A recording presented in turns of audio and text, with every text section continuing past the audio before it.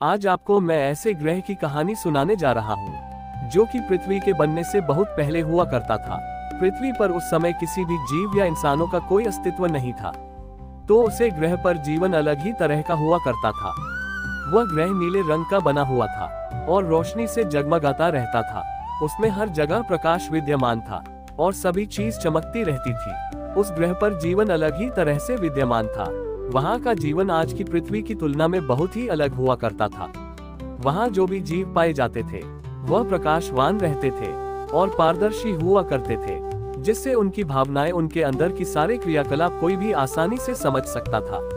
उस समय लोगों में लोग झूठ और किसी तरह का बनावटी तत्व मौजूद नहीं थे, अर्थात सभी लोगों में सद्गुण और सत्य विद्यमान था, जिसके कारण उसे लोक में सारी चीज बहुत ही अच्छी तरह से चलती थी और किसी को किसी से परेशानी नहीं होती थी। जीवन के तत्व की एक धुरी थी उस ग्रह पर, जिसे प्रकाश स्तंभ कहा जाता था। इस प्रकाश स्तंभ से वह ग्रह जगमगाया करता था और उसकी रोशनी से चारों ओर और लोगों को ऊर्जा प्रदान होती थी। जब भी कोई उस स्तंभ के आसपास जाता तो अलग ही तरह की ऊर्जा का संचार उसके शरीर में होता था, जिससे उस ग्रह के सभी प्राणी अपनी अलग अलग क्रियाओं को करने में सहायता मिलती थी।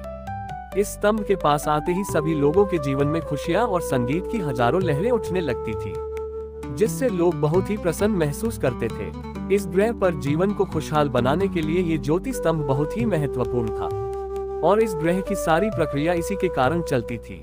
हजारों साल तक इसी तरह उस ग्रह पर जीवन चलता रहा, परंतु एक दिन अंतरिक्ष से अलग तरह की काली छाया ने उस ग्रह पर प्रवेश किया। वह काली छाया किसी को समझ में नहीं आ रही थी और वह धीरे धीरे जिन चीजों पर पड़ती वह चीज अपने आप को डर के मारे खत्म हो जाती थी। तब उस ग्रह के सभी लोगों ने मिलकर यह निर्णय किया कि हमें उसे काली छाया से लड़ना होगा। लेकिन एक बुजुर्ग ने यह बात बताई कि हम जब तक उसको खत्म करने का राज नहीं समझेंगे तब तक हम उससे लड़ नहीं सकते हैं। हम बाहर से उसका कुछ नहीं बिगाड़ सकते।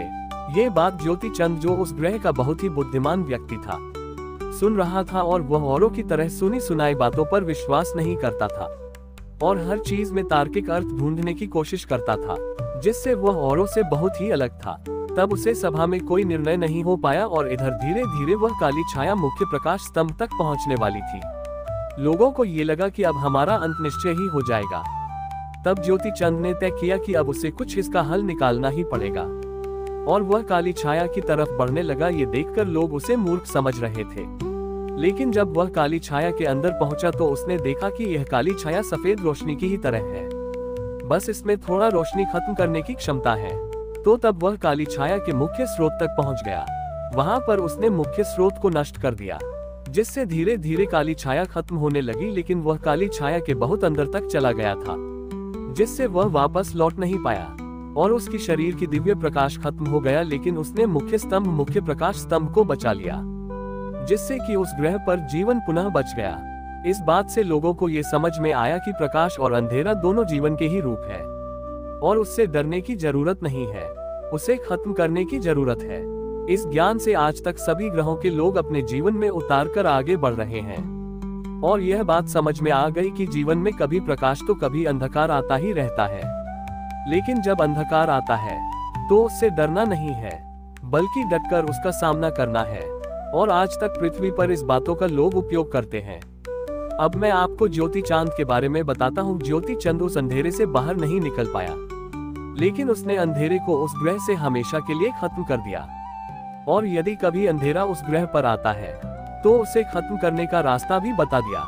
ज्योति चंद अब तारामंडल का एक चमकता हुआ तारा बन गया है और जब भी कोई अपने अंदर के अंधेरे से लड़ता है और उसके विजय प्राप्त करता है तो ज्योति चंद टिमटिमाते हुआ मुस्कुराता है। तो इस कहानी से हमें ये शिक्षा मिलती है कि आपके जीवन में प्रकाश आए तो बहुत खुश नहीं होना है और अंधेरा आए तो बहुत दुखी नहीं होना है, बल्कि विवेक का उपयोग करके उन चीजों का सही से सामना करना है। अगर आपको यह वीडियो अच्छा लगा तो चैनल को लाइक सब्सक्राइब करें। धन्यवाद।